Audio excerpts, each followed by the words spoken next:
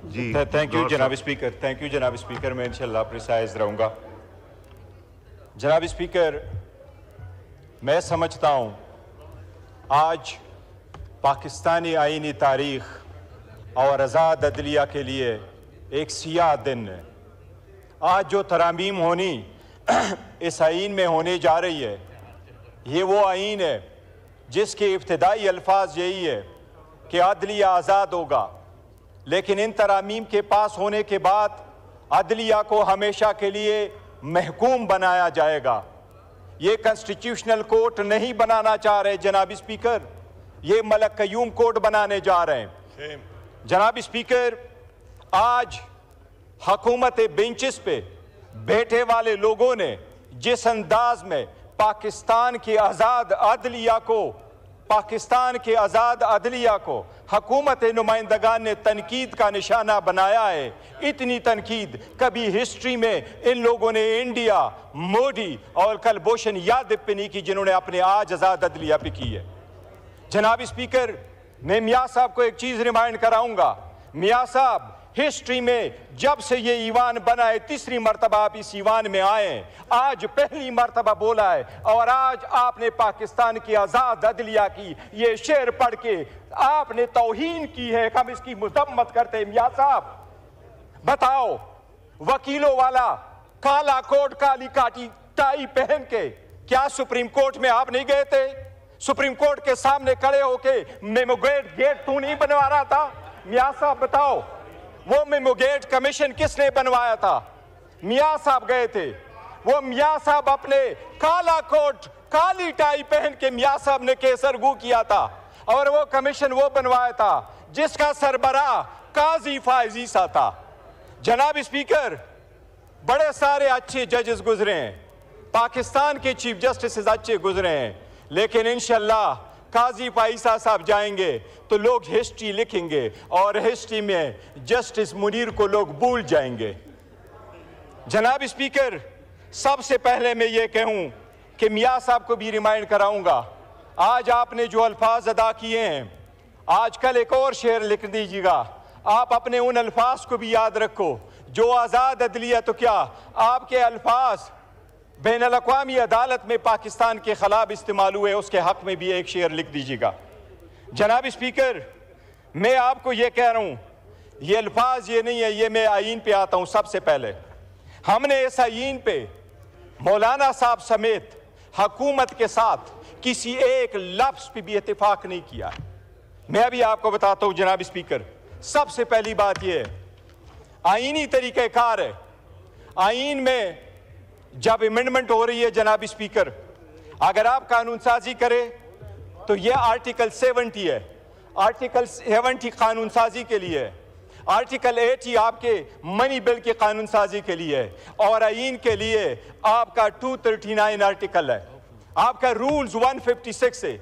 जनाब स्पीकर, ये ईवान उस वक्त तक, ये ईवान इस आईन के उस आर्टिकल 239 के मुताबिक, ये ईवान इसके रूल्स 156 के मुताबिक उस वक्त तक आईन में तब्दीली नहीं कर सकती जब तक इसमें जो रिजर्व सीटों की सीटें खाली हैं वो पूरी ना हुई हो, जब तक KPK के 11 सेनेटर्स वहां ना आए हो। ये आईन की खिलाफ वर्जी है। जनाब स्पीकर, मैं ये आपके नोटिस गुजार करा दूं, पाकिस्तान की सुप्रीम कोर्ट में एज ऑफ 16 सितंबर, ये डेटा मैंने सुप्रीम कोर्ट से लिया था, 16 सितंबर को लिया था, जब 15 सितंबर को ये कॉन्स्टिट्यूशनल अमेंडमेंट नहीं कर सके। जनाब स्पीकर, 65,200 केसेस इस वक्त सुप्रीम कोर्ट में पेंडिंग है। 65,200 केसेस में 148 केसेस कॉन्स्टिट्यूशनल है और 28 केसेस वो सो मोटो है। 176 केस की आड़ में ये कॉन्स्टिट्यूशनल कोर्ट बना रहे हैं। जनाब स्पीकर, ये कॉन्स्टिट्यूशनल कोर्ट ऐसे नहीं बना रहे, ये चाह रहे हैं कि ये जिस तरीके से जजेस को महकूम करना चाहते हैं, ये चाहते हैं हर एक अदालत इनके मातहत हो। इसमें हैंड पिक जजेस को ये उठाएंगे। वज़ीर आज़म पहली मरतबा चीफ जस्टिस की तैनाती करेगा, जजेस की वो तैनाती करेगा और उसके साथ रखेगा। जनाब स्पीकर, एक चीज़ रिकॉर्ड पे लाऊं, आपने कमेटी बनाई इस ईवान की कमेटी में हर पॉलिटिकल पार्टी का नुमाइंदा शामिल था। आपने वो ईवान की कमेटी जब बनाई थी, उससे सबसे पहले ये तजवीज़ उमर अयूब खान साहब की थी, उसमें पार्लियामेंटेरियन का जिक्र था। जनाब स्पीकर, 10 प्रोसीडिंग्स हुई है। आपको सिर्फ ये मैं रिकॉर्ड बताता हूँ, आप देख लीजिएगा। ये कानून साजी होते हुए सिर्फ ये नहीं है कि आइन की खिलाफ वर्जी हो रही है, इस ईवान को मिसलीड किया गया। मैं शाह साहब का भी रिमाइंड कराऊंगा, शाह साहब खुर्शीद शाह साहब मर थे, उसके साथ भी धोखा हुआ है, आपने उसका नोटिस लेना है। जब कमेटी बनी, खुर्शीद शाह साहब चेयरमैन हुए, तो मैंने मुखातिब करके खुर्शीद शाह साहब को कहा, मैंने कहा शाह साहब बड़ी जिम्मेदारी है, ये जिम्मेदारी निभा पाओगे? शाह साहब ने जवाब नहीं दिया था। जनाब स्पीकर, ये जब कमेटी में हम आए, सबसे पहला ड्राफ्ट इनकी खुर्शीद शाह साहब की जो कमेटी थी, जिस तरह रोयत हिलाल कमेटी को कभी चांद नजर नहीं आता, खुर्शीद शाह की कमेटी को कभी मुसव्विदा नजर नहीं आता। ये तो अच्छा हुआ मौलाना पापुल जैद थे कि उसने लीक करवाया। जनाब स्पीकर, ये पहला ड्राफ्ट जब लीक हुआ, मैंने वजीर कानून साहब को कहा आपका ड्राफ्ट लीक हुआ है, क्या ये आपका ड्राफ्ट है? उसने एडमिट नहीं किया। सबसे पहला ड्राफ्ट रिकॉर्ड के मुताबिक जनाब स्पीकर 17 तारीख को हमारे पास आया, 56 आर्टिकल पे मुश्तमिल। आखिरी ड्राफ्ट ये आपके मेरे साथ हाथ में जनाब स्पीकर, ये वो ड्राफ्ट है जो मैंने अपने आमिर डोगर से नहीं लिया। ये वो ड्राफ्ट है जो मैंने पुलेन साहब को बुलाया, मैंने पुलेन साहब से कहा आप मुझे अपना ड्राफ्ट दे दे। वो कौन सा ड्राफ्ट है? ये वो ड्राफ्ट है जो खुर्शीद शाह साहब की कमेटी ने फाइनल किया।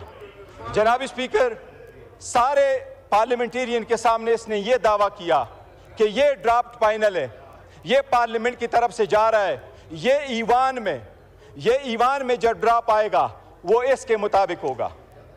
ये पुलेन साहब इनकी तरफ बैठे हुए हैं, उनसे आप पूछ ले।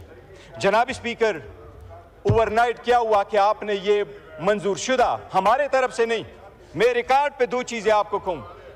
हम उस ईवान पार्लियामेंट का हिस्सा थे, उस कमेटी का हम हिस्सा इसलिए थे कि उसमें लफ्ज लिखा था कि ये पार्लियामेंटेरियंस के लिए बनी है। हमने पार्लियामेंटेरियन का इशू उसके अंदर लाया था। हमने इस ईवान में बारहा उनको कहा था कि आपका कोई मैंडेट नहीं है कि आइन के आईनी तरमीम का मुसव्विदा आप तो ये कर ले। ये हम बारहा लेके आ चुके थे, हम मौलाना साहब के साथ भी थे। मैं रिकॉर्ड पे कहना चाहता हूं जनाब स्पीकर, हमने किसी के साथ इस ड्राफ्ट के एक लफ्ज पे भी इत्तेफाक नहीं किया था, बिकॉज हम समझते थे ये इलेजिटिमेट है, ये इसका प्रोसेस नहीं है। लेकिन जनाब स्पीकर, ये ड्राफ्ट आज आपके सामने वजीर कानून ने रखा, इसको सिर्फ देख ले। ये जो खुर्शीद शाह साहब की कमेटी ने भेजा, इनको कमिट किया, ये फुलेन साहब सामने बैठे हैं कि हमको कहा इसमें से एक लफ्ज नहीं होगा, वो खुर्शीद शाह साहब बैठे हैं कि इसमें से कमी नहीं आएगी।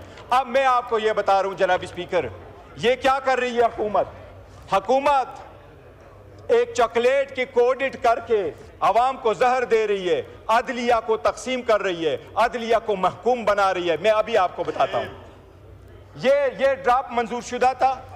इस ड्राफ्ट में ये लिखा था, पहला लफ्ज देखे, ये देखे, सबसे पहला लफ्ज देखे जनाब स्पीकर, इसमें यह लिखा था कि कमीशन होगा चीफ जस्टिस पे मुश्तमिल और इसमें होंगे 4 सीनियर जजेस।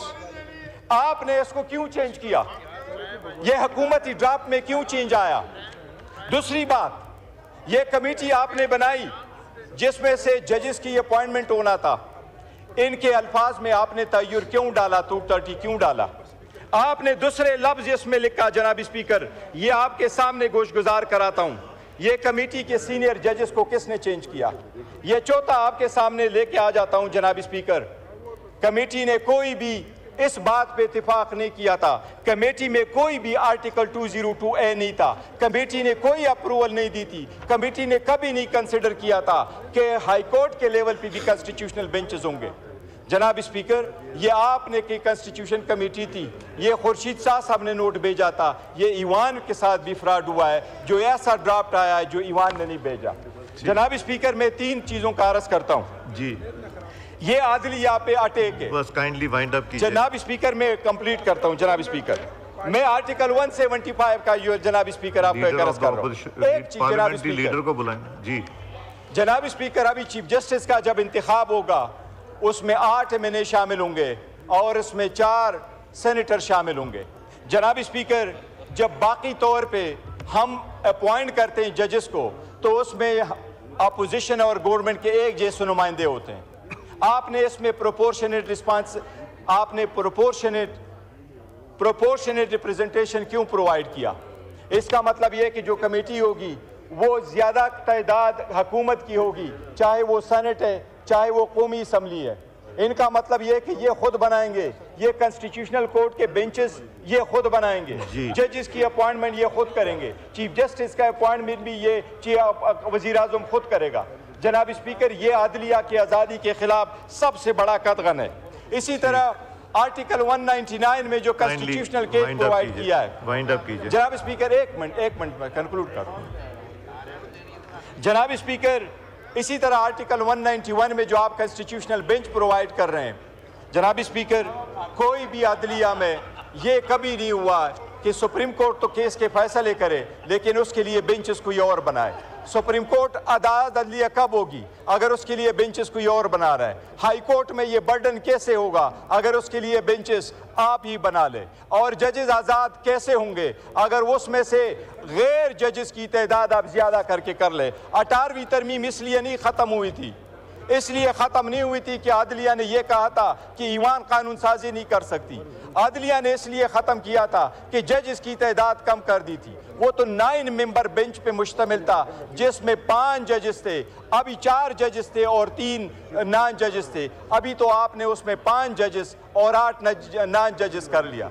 जनाब स्पीकर, हम समझते हैं ये सब के सब आज़ाद अदलिया के खिलाफ इनका एक पहले ये सुप्रीम कोर्ट पे अटैक करते रहे, आज पूरे अदालती निज़ाम पे इन्होंने अटैक किया है। हम समझते हैं ये कानून के खिलाफ वर्जी। जनाब speaker, thank you very much. Thank you ji.